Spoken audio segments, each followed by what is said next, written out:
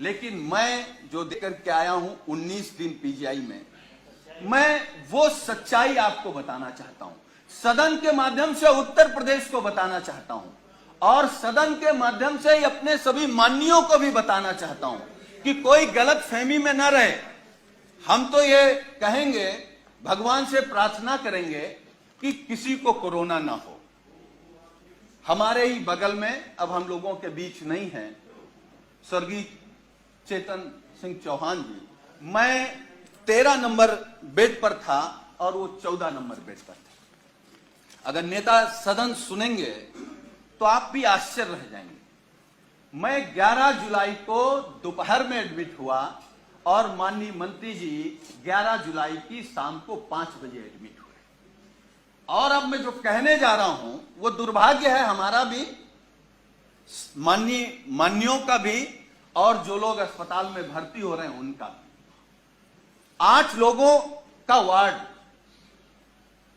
माननीय जी, 8 लोगों का वार्ड, जहां 8 कोरोना संक्रमित लोग होते हैं, डॉक्टरों की, नर्सों की और वहां की टीम आती है तो गेट से ही पूछते हैं कि चेतन कौन है।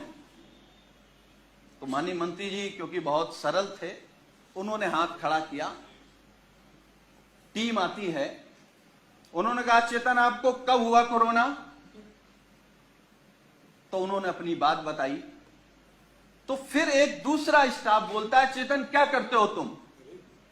वो कुर्ता पैजामा में थे, मैं तो पैंट शर्ट में था। खैर, तो माननीय मंत्री जी ने कहा कि मैं कैबिनेट मंत्री हूं। तो एक स्टाफ ने कहा कि कहां के? तो उन्होंने कहा उत्तर प्रदेश सरकार।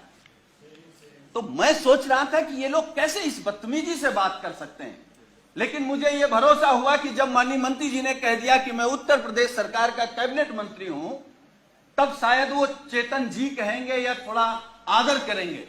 लेकिन ये सुनने के बाद भी जब पीजीआई के स्टाफ ने कहा कि चेतन तुम्हारे घर में और कौन कौन संक्रमित है, तो मुझे गुस्सा भी आया, दुख भी हुआ और सरकार पे भी गुस्सा आया। मतलब सरकार का इतना भी दबाव नहीं है भाई। कैबिनेट मंत्री के बाद कौन होता है? मुख्यमंत्री। तो इसका मतलब उत्तर प्रदेश में केवल योगी आदित्यनाथ जी का सम्मान होगा।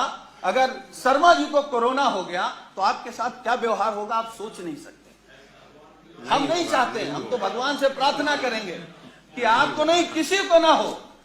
लेकिन उसके बाद मान्यवर, मुझे जब गुस्सा आया, मैं अपना गुस्सा नहीं रोक पाया, तो मैंने डॉक्टर से कहा कि आप जानते हैं कौन है? चलिए आप नहीं प्रभाव में आ रहे हैं कि ये योगी सरकार के कैबिनेट मंत्री हैं, ये वो हैं जो देश के लिए क्रिकेट खेलते थे। तो उस डॉक्टर ने कहा अच्छा ये वो चेतन है, और ये कहते हुए डॉक्टर और स्टाफ पूरा चला गया। वो 2 दिन तक हमारे बगल में रहे।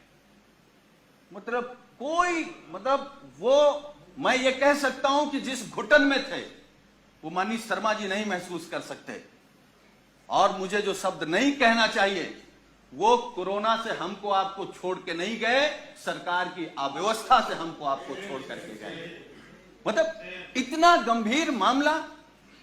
और मान्यवर, मैं दूसरी बात बता रहा हूं, मैं 19 समाप्त कर नहीं, मैं समाप्त कर दूंगा। अब हमारा केवल दर्द सुन लीजिए। मैं 19 दिन तक एडमिट था।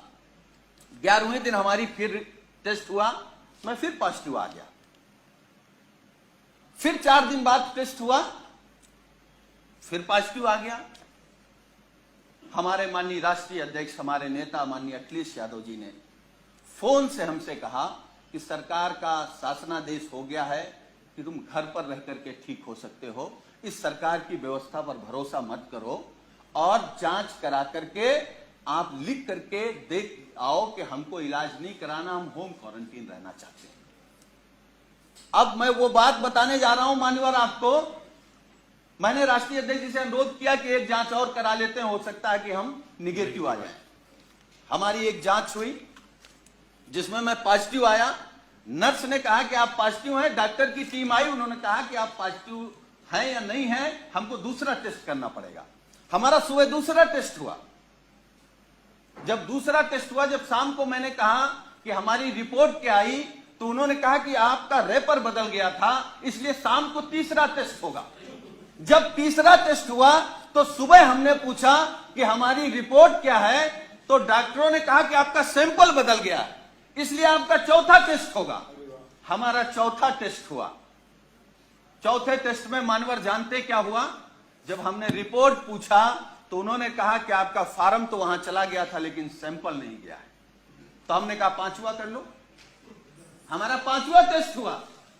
पांचवा टेस्ट हुआ और मैंने लिखित में दिया कि हमको पीजीआई में इलाज नहीं कराना है, हम घर में रहकर के जो सरकार के निर्देश हैं उनको पालन करते हुए हम स्वस्थ हो जाएंगे। मैं पहला पेशेंट हूं सरकार के निर्देश के बाद जो ये लिख करके आया कि मुझे नहीं इलाज कराना। मैं ये नहीं कह रहा हूं कि हम सभी डॉक्टरों पर सवाल खड़ा कर रहे हैं।